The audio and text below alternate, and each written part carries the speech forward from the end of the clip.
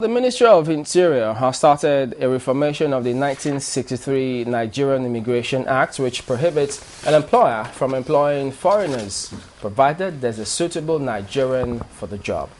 Well, the reform is expected to fortify the Expatriate Quota Act and also put in place a proper administrator, which will monitor compliance to the Act. What challenges will this face? Have we crossed our eyes and dotted that T's and crossed our eyes? And can this policy, as a matter of fact, answer the unemployment question? Well, these and many more issues are what we seek to address today on Sunrise Daily. And joining us to start off today is Liborous Oshoma, who is a legal practitioner. Thank you for coming on this morning. My pleasure always. And incidentally, you've been on this for a while, but let's get a background report on this matter and we'll take it from there. As Nigeria continues to grapple with the problem of massive unemployment, questions about the administration of the 1963 Nigerian Immigration Act on expatriate quota, which is supposed to ensure that some jobs are reserved for Nigerians and not foreigners, have begun to come to the fore. Those questions, as well as developing a proper way to monitor conformity to this law, constitute the subject of discussion at this conference tagged the Expatriate Quota Administration in Nigeria, Challenges and Prospects. The theme of this conference, Expatriate Quota Administration in Nigeria, is timely, apt and relevant to the present administration's transformation agenda and give opportunities for stakeholders to discuss the proposed bill aimed at establishing the Nigerian Quota Administration Agency. And the host, the Minister of Interior, hints at what should be expected at the end of this two-day deliberation. I wish to reiterate that as part of the fallout of this stakeholders conference, there will be a communique emphasizing on strengthening human capacity, sharing of knowledge and experience, as well as recommendations to government on the formation of contemporary expatriate quota policy.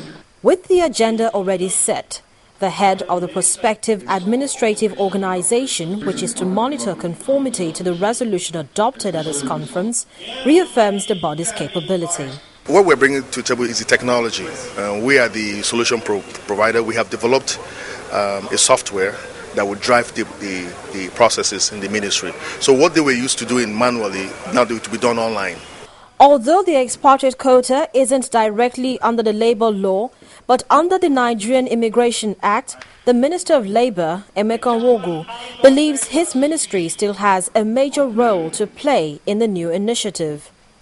On my own side and the side of the Interior Minister, we all talked about collaboration between Ministry of Labour and Productivity and that of Interior, as that would be necessary to drive the new policies on visa issuance, automation of the system and the existing quota regime. Given the discussion at this forum so far, it appears that the era when foreigners take up jobs that Nigerians can fill in will soon come to an end. Well, there you have that. And well, Liborous, as well thought out as this policy is, how do you see it playing out? Our problems here is really not a lack of laws and policies. Our problem has been the problem of implementation. Even at that conference, because I attended that conference too, okay. I was there the whole days. And most of the speakers on this issue, the problems they identified, apart from the problems associated with the system itself, the major problem identified had been problem of monitoring and evaluation, and so that's why they have come up with this automation. And a lot of people asked questions about how the system can properly be monitored and evaluated, and to ensure that this issue of bribery and corruption and then fake documentations will not mar the process. But I think also with the speech of the minister and with the body language from what I saw, I think the era of every and anybody coming into Nigeria as an expat, even traders coming in as expats, it's gradually coming to an end. So that seems to be working alongside the new visa policy, which they also brought up. Yes, because some people had argued that there is a conflict between the visa policy and this expatriate quota initiative.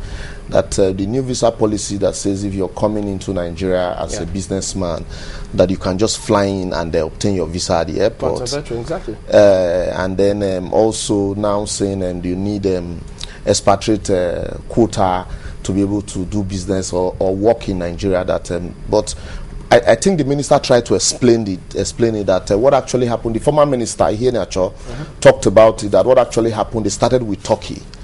That when Turkey extended a bilateral relationship to them, that you can fly in from Nigeria into Turkey as a businessman and obtain your visa at the airport, and also it was also necessary for them to extend similar gestures to that country, and that he hopes that it will not just be for all comers affair. It should be a reciprocity program for countries that are ready to open their doors to us, to grant us visa at the point of entry, and not just for all comers affair. Perhaps you should expatiate more on this, because people would like to know how it all started. Why are we talking about all of this?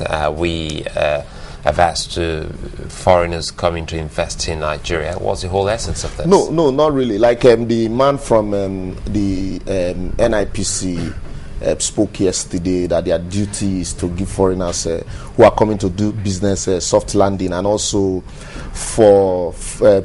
to attract foreign direct investment. But the issue, because if you know, I've been on this program on this issue of local content in some of our key sectors, especially telecoms and power. The issue here is while you want direct foreign investment, you cannot just throw your doors and windows open for all comers, even including traders that are coming to take over business from your people.